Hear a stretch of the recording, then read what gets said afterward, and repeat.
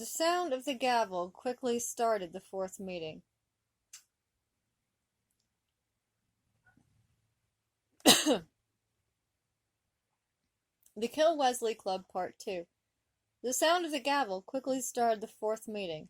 Today is Wesley's birthday, and as you all know, that if we don't give him a celebration he will suspect that something is amiss, Picard said, turned to face Lieutenant Worf.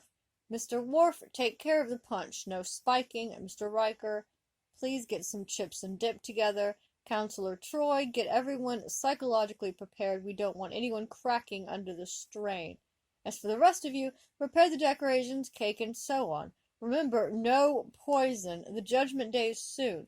But with Dr. Crusher still on board, we must restrain ourselves from doing anything rash. Meeting adjourned. As Picard ambled down from the podium, three mischievous ensigns were already making plans for the cake. When Wesley woke up, he was surprised by how eerily quiet the ship was. Where is everyone? He thought. He quickly splashed some water on his face and left his quarters to scout out some other people. As he walked past a computer panel, he had a brilliant idea.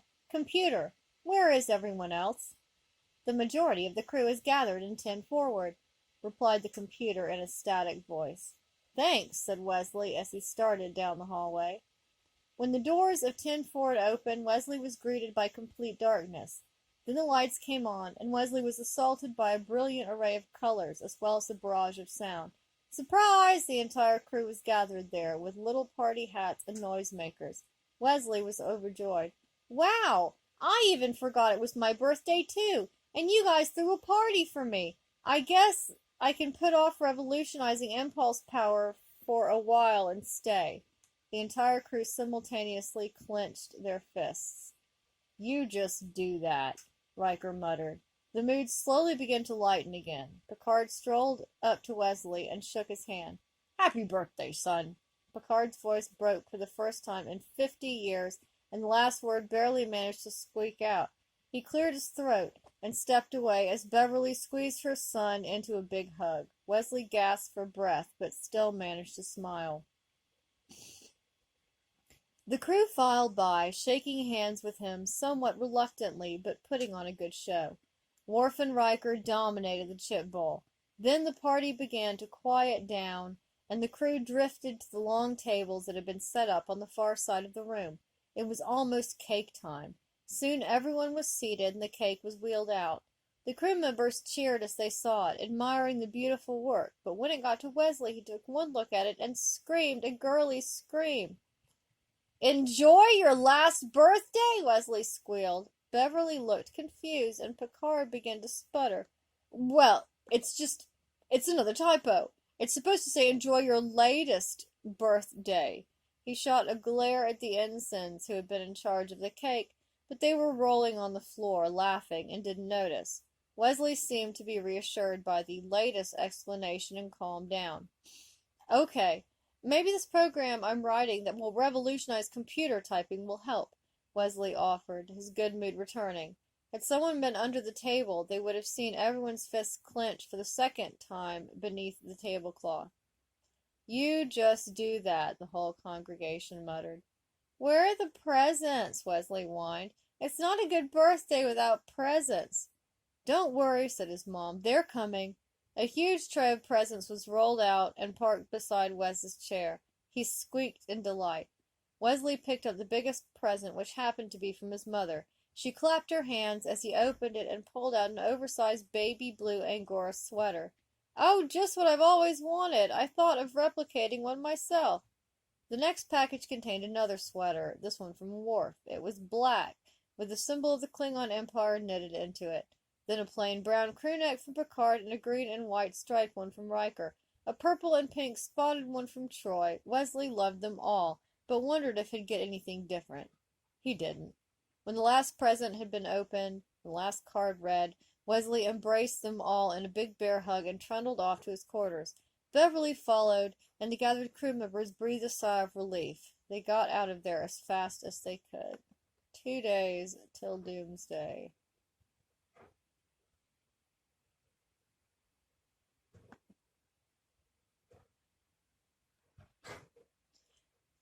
The Kill Wesley Club Part 3. To the ordinary, unknowledgeable eye, the sudden arrival of multitudes of people would have been disconcerting, but Wesley, still puffed up about getting over 1,000 sweaters, failed to notice. Shuttles arrived from all over the galaxy, as did transports from different galaxies completely. No one wanted to miss this very special upcoming event. Captain Picard and Commander Riker observed the arriving people with curiosity, every once in a while pausing to answer one of those really tough questions that came up, like, where are the bathrooms? Even Picard and his number one had a hard time answering that one. I didn't know Wesley knew any Bolians, Picard commented in his thick Gaelic accent. Riker answered without turning his head. He cheated a couple out of making it into the academy last year. Ah, I see. Has young Ensign Leffer arrived yet? I wouldn't know, sir. I couldn't even be sure if she spent the night in my quarters last night, which she didn't. Or, well, maybe, sir, if you understand, sir. Riker, looking hot under his collar, avoided Picard's glare with purpose. Enough said, number one. Enough said. Yes, sir, I suppose so. Riker quickly tried to change the subject. Will we be having any special guests with us this week? As a matter of fact, yes. I understand that Q is planning on attending, as are Q and Q, and a few of their friends. We will also have the pleasure of seeing the Traveler again. Perhaps he will then apologize for misleading me as to Wesley's abilities. Ha! He really had you fooled, didn't he, sir? Quite. But I know better now. We all know better. Yes, sir, Riker and Picard turned to stroll down the hallway together to check up on the preparations in Crew Lounge 4. One day till Doomsday. Doomsday. On the bridge, things were surreptitiously tense, as usual. Wesley was sitting in the con chair, randomly pressing buttons. He still had a lipstick mark on his cheek where his mother had kissed him goodbye. To the anticipation of the entire crew, Dr. Crusher would be leaving shortly, and then the party could begin. Shuttle Galileo to Enterprise, came Crusher's voice suddenly over the comm. The entire bridge crew jumped simultaneously, then Picard tapped his comm badge and answered, Enterprise here. Request permission to depart, sir. Permission granted, and Godspeed, Picard breathed. Why, thank you, Captain, Dr. Crusher responded, apparently flattered. Jean-Luc. Picard blushed again, and everyone would have snickered except for the conflicting emotions of anticipation at what was coming next. Worf, standing straight at the tactical station, announced, Dr. Crusher's shuttle has just entered warp. Picard, whose face was beginning to twist with emotion, responded through clenched teeth. Good. He stood and tugged at his ever-annoying uniform top. Then he gave the long-awaited order. Yes? No, I don't know where any of those are. You'll probably have to drain the sink. Oh. They're not. I drained the sink. Of course, there are not any in the sink. They're being stolen. I angered the spirits. They're stealing our silverware. Yeah, I see. Like, I have no freaking idea. I was looking for one the other day. It's like I had a fork earlier and I put it in the sink and now It's gone. Yeah, I didn't take it. Moose says he loves you. Moose says he misses this stuff. He does. Squeak.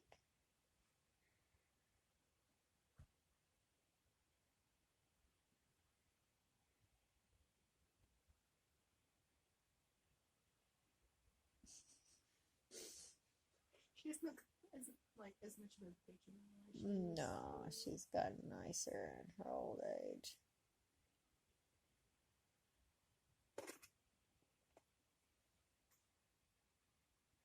Get her socks. She'll come up to me and she'll grab my head with her claws and pull my head down and then, like, start chewing on my hair and, like, pull it with her teeth. She is really weird. Bizarre. It's Ed Grumman.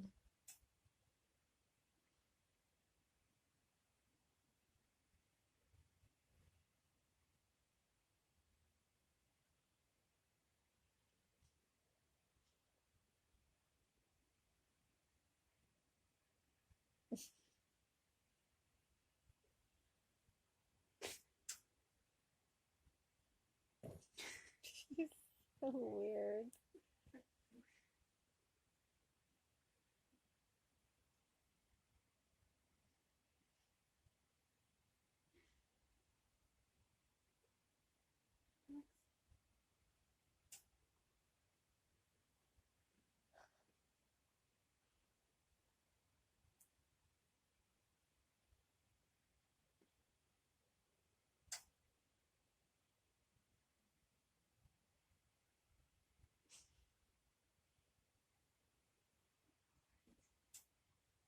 Do with that thing you got in your nose.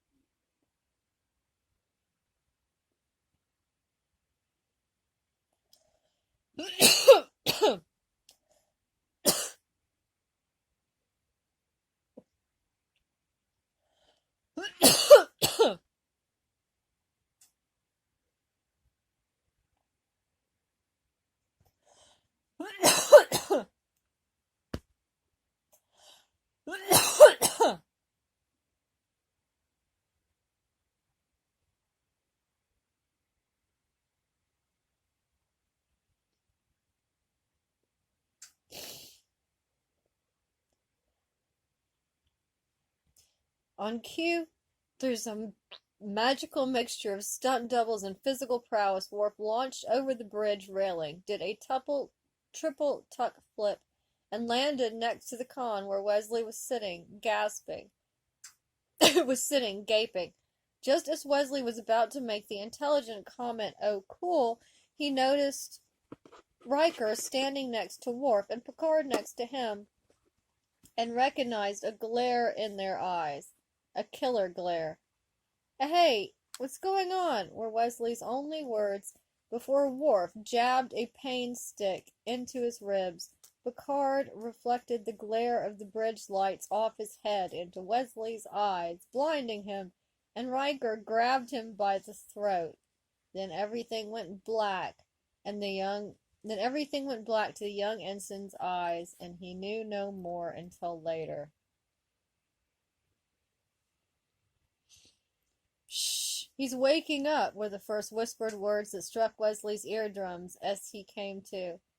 He tried to sit up, but found that he was chained to the floor of Crew Lounge 4. But it didn't look like Crew Lounge 4 anymore. It looked like, well, a coliseum. Circularly arranged stairs surrounded him, a massive arena in which he lay at the center. And it was a full house, too. Wesley wondered what the occasion could possibly be. Then a shadow fell across him as the tall robed figure strode to a podium in front of him. It was Picard. He stepped up to the podium and spoke. "Friends, I have been looking forward to this day for so long that I have had literally years to prepare a speech. I have a copy here of the one that over the years I have culminated in preparation for this event." Picard from under the podium withdrew a book. No, it was his speech. The audience gasped. Picard cracked a small smile in which his teeth looked really funny and his eyes got all squinty and stuff. "But I won't be reading that today." The audience breathed a sigh of relief. "No, I'm going to make it short and sweet. Dearly beloved, we are gathered here today to witness the most anticipated event in the history of this ship. Here today we present to you our fellow Wesley haters." "Wesley haters!" Wesley squeaked. Worf kicked him in the side and he shut up. Picard continued. "Our fellow Wesley haters, the trial of Wesley Crusher." Wesley squeaked again at that one, but no one heard him over the deafening cheers of the crowd that was packed into the hall. As the cheers began to look like they might be thinking about dying down sometime in the future, Worf pulled out a bat'let and, without even pausing to take aim, hacked the chains off Wesley's hands and feet. Then he dragged the pathetically whimpering ensign to the back wall to which he was chained and hung there, following which the first witness was brought out. My name is Celia. I'm a shapeshifter, and I once found myself, well, liking Wesley Crusher. Stunned silence hung in the room as the crew was taken aback by this shocking confession. The shadowy figure sitting in the witness chair fidgeted, then continued in a shaky voice. Wesley liked me too. He was my friend. The crew sat as still as could be, listening, enrapt to this dramatic saga. Then he wanted our friendship to turn into something more.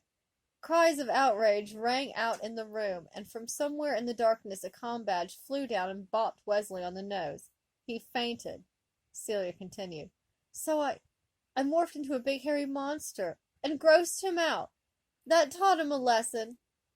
Cheers rose from the gathered audience, and Celia was applauded vigorously. And now, my testimony. The reason why I hate Wesley Crusher. Tears again filled the room until Picard waved silence to his crew. All was quiet as Celia presented her thesis statement.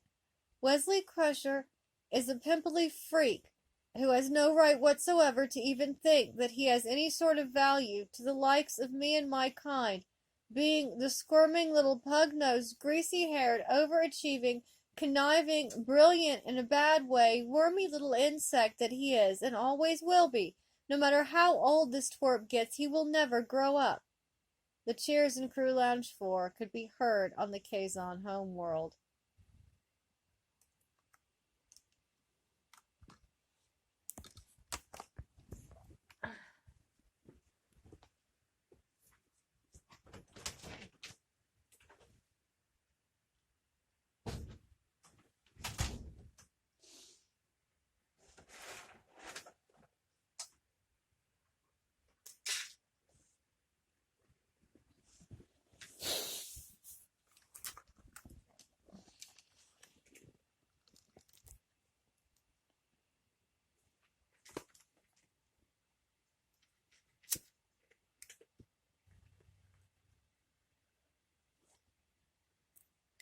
My name is Ensign Carter.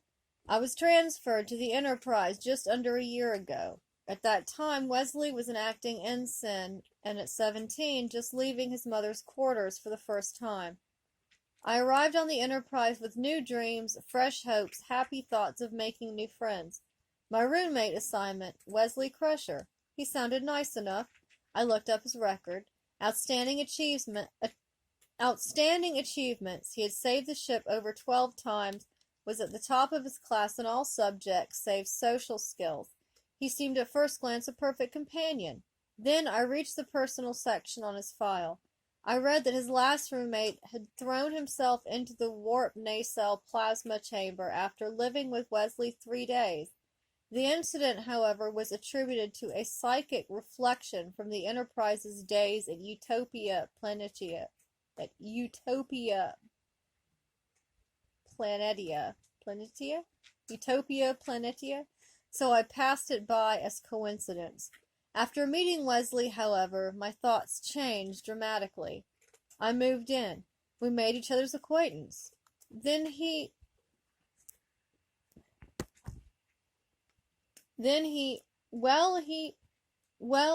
I walked back from my beta shift and got into the shower, but Wesley was in there. Oh, God, help me forget it! Picard strode up to the podium and gave Carter a reassuring pat on the back, telling him that he need not go into details, and please try to continue for the sake of the trial. Carter nodded and regained his composure. Anyway, 2 days later, I was standing on the transporter pad with the beam set to scatter into space.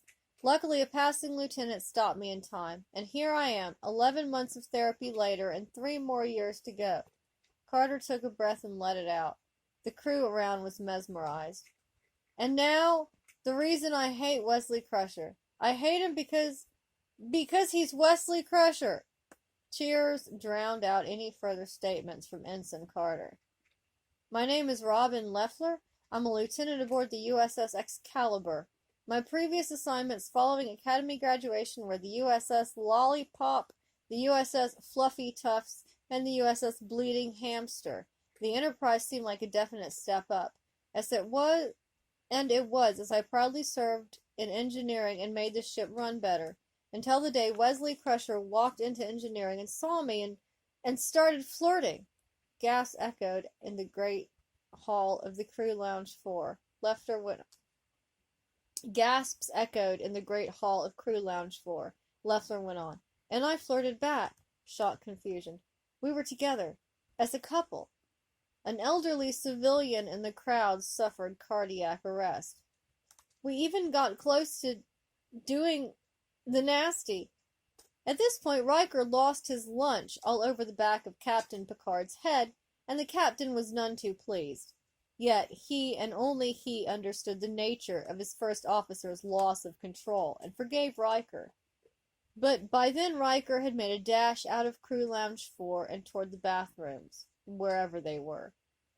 All hell broke loose and several contingents of securities were required to calm the raging crowd. But we didn't, and that's the only good thing about this. Anyway, it was just my luck that a shipwide disaster occurred at the time. We began to notice that everyone was playing this weird game and getting all high off it and stuff. It was the thing to do. Everyone was on the game, even the senior officers. Wesley and I, well, mostly me, realized that this game was mind control, so we resisted and pretended we were on the game, to avoid peer pressure. It worked, but pretty soon we found out that we were the only two people not on the game. This really got to me. It was just me and him. Me and him, all alone, just me and him. Waves of sympathy were practically radiating off the crowd. It really got to me, So you know what I did? I got on the game just to get away from him. That's the only reason I did it. Then he cured everybody, and I had to hang out with him again. It was like torture. So I left the Enterprise in a hurry, and I haven't seen him since. Until now, when I'm happy to tell everything to help put an end to this thing. Ensign Leffler took a deep breath. And now the reason why I hate Wesley Crusher. 1. All his physical characteristics. 2. All his mental characteristics. 3. All his spiritual characteristics. The crew continued to listen to Leffler as she went on and on. Then last, his birthmark, and Leffler left the stage. Picard took the podium. And now my senior officers will give brief statements on why they hate Wesley Crusher. Mr. Riker, why do you hate Wesley Crusher? He's a big wimp, a squirmy worm, a freak. To think that in the Romulan future mind thingy my son looked remotely like him. It's an outrage, I swear. Counselor Troy, why do you hate Wesley Crusher? He is my favorite person. A wonderful guy. I love him so much. I love everybody so much. I love you. And you so very much. And you are dreamy. And will you marry me, Jean-Luc? Are you my hunky William T. Riker? Counselor, if I may ask, as a non-related question, have you perchance been taste testing our celebration tequila? Are you counseling my criticizing techniques? If you are, I want to sock you in the mouth, Mr. Big Shot Captain Person. Come here and get what comes. Mr. Worf, would it be too much trouble for you to carry the counselor to sick bay until she awakens? No, sir. Back in no time. Mr. Data, why do you hate Wesley Crusher? Well, Captain, based upon a probability of 5, we can simplify the square root to x over 7, thus relating the intelligence factor to 1 over 0. At this rate, sir, we can... Thank you, Data, that will be all. Yes, sir. Mr. Worf, why do you hate Wesley Crusher? May I just say, sir, that my fondest wish is to crush his vertebrae into a pulp and cook it for dinner, as I have many times in holographic simulations. Mr. LaForge, why do you hate Wesley Crusher? 2 reasons, sir. Proceed. First, he's always taking credit for my ideas, and second, well... Please continue, Mr. LaForge. Well, sir, from what I've heard about his looks, he's the only reason I don't want human sight. Picard again took his place at the podium. Unfortunately, the traveler wasn't able to come, but he did send this message. I am so sorry that I told you Wesley was a genius, and I'm more sorry that I took him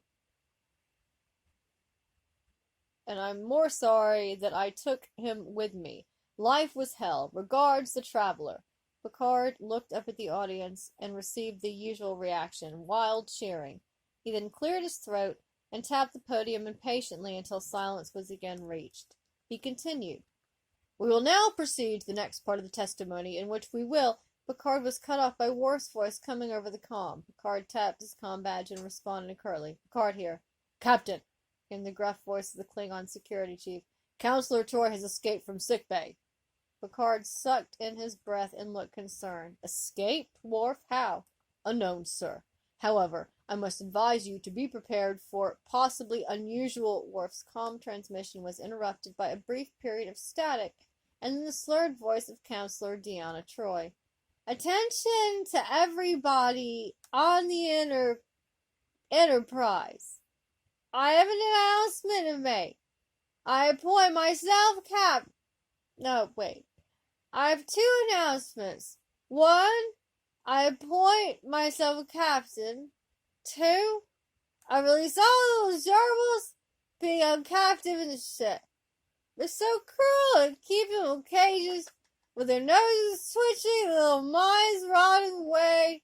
I can feel their pain. No, scratch it all. I have an announcement to make. One, I'm the captain now. B, free the gerbils. 3, everyone be vegetarian. Darn it, there are 4 announcements. 1, I'm captain. 2, I'm a gerbil. 3, vegetarians. 4. Picard cut off the audio with a flick of his wrist and turned to the crew. The situation is serious. Counselor Troi is apparently on the bridge and using the intership comm system to infiltrate our minds. Picard paused. It will be necessary for the counselor to be bodily removed from the bridge, and I authorize any actions deemed necessary to restrain her. Is anyone willing to volunteer? The words were not even all the way out before a great rush to the turbo lift ensued. Picard stayed standing at the podium, observed what was remaining of his audience, and muttered, I guess this means the saying, women and children first, is severely outdated. Picard tapped his comm badge and shouted, Will all men please return to Crew Lounge 4? Mr. Worf will handle the situation. A stream of disappointed men began to return to the lounge, and the trial continued. Ensign Jill Hansen, why do you hate Wesley Crusher? Well, sir, I was new here, and I never thought I hated him until I thought someone had set us up, and I kind of went berserk just thinking about it. If some men are a good catch, like from a nice fish stream, Wesley is what you'd expect to reel out of a toxic waste drainage area. Ensign Robbins, why do you hate Wesley Crusher? Sir, I hate him and everything, but it was pretty nifty to get this bionic arm. Ensign Extra, why do you hate Wesley Crusher? He has a bigger part than me. Morn, why do you hate Wesley Crusher? Morn? Hello? Is he alive? Quark, why do you hate Wesley Crusher? He's bad for business. He enters the bar. Everyone else leaves. Bothby, why do you hate Wesley Crusher? He trampled my begonias. Crystalline Entity, why do you hate Wesley Crusher? We'll come back to you. Agent Scully! Oops, that can't be right. All I can say is, I hope the scary trees get him. Okay, Agent Mulder, why do you hate Wesley Crusher? This case, mystery to me. The circumstances, also, I have no knowledge of these, nor of any of the details. It's just like all the rest of my assignments. My advice, easy. The truth is out there. I get off easy when it comes to solving my cases. Picard took the podium and carried it away to his secret hideout, laughing maniacally. Just kidding. Picard took the podium. He cleared his throat, and silence hung in the room, awaiting his speech. I would say that concludes our witness section. Picard cleared his throat again. And now for the verdict. Suddenly a flash blinded the occupants of Crew Lounge 4 and everyone instantly knew who it was. Q. Bonjour, mon capitaine. Q. Quite. I always knew you had a good head on your shoulders, Jean-Luc. Q. Yes, and I wish to add my own contribution to this trial, especially at this particular point. Q. Here, and quite enthralled. Q. Jean-Luc, you're just going to have to snap out of it. Don't you want to see my idea for Wesley's eternal torture? Yes, of course. Proceed. Thank you, Captain. Now, observe. Q snapped his fingers, and Wesley's chains dissolved, dropping him to the floor with a thud. Then a mysterious Q-force lifted him to his feet and stood him there, where a new landscape formed itself around Wesley. A desert, with animal warriors wielding bayonets. Hide and Q! Q shouted gleefully. Wesley looked up just as one of the animals thrust its bayonet through him, it entering through his back. He looked down to see the bloody point of the bayonet emerge from his stomach. He groaned and fell to his knees, then face down the sand, dying. The crowd went wild. In a case of mass déjà vu, Wesley was standing in a desert landscape, with animal warriors wielding bayonets. Wesley looked up just as one of the animals thrust its bayonet through him. It entered through his back. He looked down to see the bloody point of the bayonet emerge from his stomach. He groaned and fell to his knees, then face down the sand, dying. The crowd went wild. Wesley looked up just as one of the animals thrust its bayonet through him. It entered through his back. He looked down to see the bloody point of the bayonet emerge from his stomach. He groaned and fell to his knees, then face down the sand, dying. The crowd went wild. Wesley looked up just as one of the animals thrust its bayonet through him, it entering through his back. He looked down to see the bloody point of the bayonet emerge from his stomach. He groaned and fell to his knees, then face down the sand, dying. The crowd went wild. Wesley looked up just as one of the animals thrust its bayonet through him. Wonderful! Exclaimed Picard. You've outdone yourself, Q. Wesley looked down to see the bloody point of the bayonet emerge from his stomach. A small feat, really, Jean-Luc, but quite entertaining, to say the least, wouldn't you say? Q answered. Wesley groaned and fell to his knees, then face down the sand, dying. The crowd went wild. Can we stop for now, though, Q? I'm sure this is very lovely, but I think it would be better saved for our sentence, Picard proposed. Wesley looked up, just as one of the animals thrust its bayonet through him. Really? Oh, very well. Not even your pickiness can ruin my mood today, Q conceded. Wesley looked down to see the bloody point of the bayonet emerge from his stomach, then to find himself back on a wall, chained at the hands and feet. And the verdict is? Picard paused for effect. It worked. Everyone was on the edge of their seat, waiting for the deciding news. Picard continued.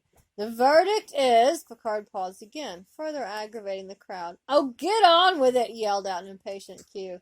Yes, but first my story. I had many years to prepare this, Picard said, while pulling out a book the size of a dictionary out of the podium. The crowd watched in stunned silence as Picard smiled at the reaction. But I have made a shorter version. He pulled a sheet of paper out of the podium and commenced reading his story. When I was first assigned to the USS Enterprise, I was proud to be captain of such a fine ship and crew. The fact that there were many families on board never bothered me. You can probably recall the wonderful celebration after my appointment, Picard said, pausing so that the embarrassed Riker could turn away for the glares of the crew. During that party, he had gotten so drunk that he passed out in the punch bowl and still continued to sing Twinkle, Twinkle, Little Star with half his head submerged. I went around to talk with the senior officers, and there I first encountered that filthy, vile creature known as Wesley Crusher. The hatred in his voice frightened the crew. Some doubted his mental state, but then remembered that he went through 7 years of Wesley's whining. His mother brought him onto the bridge, onto my bridge, unannounced. I nearly had a heart attack when I first laid eyes upon him. My heart, I must say, has never been the same since." He paused. "And he told me he knew how everything worked, how to use and excel at manipulating every button in that room. I naturally threw him out, but he came back again and again and again. He terrorized me. He practically stalked me. I couldn't get away from him. I always his begging to be allowed on the bridge. Finally, I had to give in, as you must concede to me." Beverly carefully inserted her disc holding sample genetic material from several members of her family, such as her mother, her cousin Wesley, and her sister and herself. She had been asked to bring these to the genetics convention so that she could have a hands-on approach to genetics and get a good feel using familiar subjects. She pulled up the files, comparing them to each other. They were remarkably similar in almost all respects. But, oh my God, Beverly spoke under her breath. She grabbed the disc and ran to the professor. "Captain," Worf stated in a concerned tone from Tactical. His station was beeping softly. "Yes, Mr. Worf?" Picard turned his head enough to look interested, but not near enough to see Worf at all from his chair.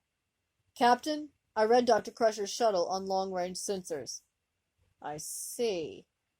Picard took a deep breath, then he pressed the intership comm button on his chair arm.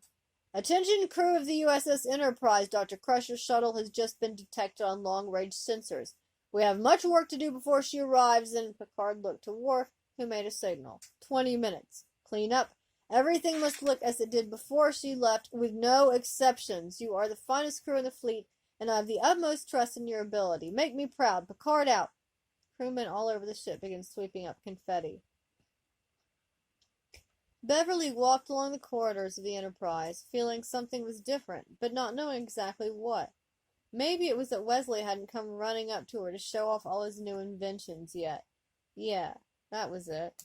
Where was he? The doctor entered the turbo lift and stated her destination. She was going to the bridge, at Picard's personal summons. She walked out onto the bridge, nodded to those there who seemed to be hiding something, though she couldn't guess what, and headed for the ready room. Picard stood from his chair as Beverly entered. He was concerned about something. He walked around to the front of his desk and leaned against it. He gestured to Beverly to take a seat. She did. "Beverly, there's something I have to tell you. This is not easy for me, but as ship's captain, my duty to inform you of it." "What is it, Jean-Luc?" "I'm sorry, Beverly, but Wesley is dead." Beverly turned pale, and the room seemed to spin around her. She collapsed into the soft sofa, and Picard moved to comfort her, but she waved him away. She regained her composure and suddenly turned an angry red. She jumped up to face Picard and shouted to his face, "Jean-Luc, I cannot believe this. I left Wesley in your care, under your protection." "Beverly, I can explain." "I don't want your explanation, Picard. I want the truth. I leave here with confidence in you and the crew, and what do I get for my trust? Betrayal." "But, Bev, no buts, mister. I simply cannot believe this. You killed him, didn't you? How could you? How could you?" "Beverly, please. How could you let me miss it?" Picard practically fell over in shock. He sputtered, turned red, then white, then managed to get some words out, and then they were weak and unsure. "Well, we got it all of it, beer." "Screw your all of it, it's just not the same." Sorry?" "You are sorry? You know that? I can't believe you people. Hey, how'd you do it?" "Oh man, it was great. See, first, wait, one question first. How come all of a sudden you're glad to see your son dead?" "I found out something at that convention. Wesley's not my real son." "Bev, that's great." "I know. But tell me how you did it before I die from curiosity." "Okay, well first we put him on trial with all these witnesses." "Oh, that's so brilliant." "Then Q showed up and put him through eternal torture." "Jean-Luc, I'm only getting more angry at you for letting me miss this." "I said I was sorry. God, what do I have to do?" "Okay, just get on with the story." "Okay, so then..." Picard stepped up to the podium and pounded upon it with enthusiasm. The crowd quieted immediately. "Welcome, friends, to the last meeting of the Kill Wesley Club. I know we are all greatly saddened at the demise of this honorable club, but it has served its purpose and served it well." The crowd cheered as they had never cheered before. Picard continued, "We've had several very special guests during this past week, including Q and the Crystalline Entity. We thank from the bottom of our hearts all those who came to testify and tell us why they hated Wesley Crusher. They are all very dear to us and to our club." Cheers ensued. "That, unfortunately, must conclude this final meeting of the Kill Wesley Club. Long live our club and forever suffer Wesley." The crowd practically imploded from the force of its own enthusiasm. When the last crew member's voice had finally given out, Picard dismissed the assembly. As they were filing out of Crew Lounge 4, Picard called out his last announcement. "Don't forget to show up next week for our other club meeting." Diana Troy, still seated with a puzzled look on her face, asked, "What other club?"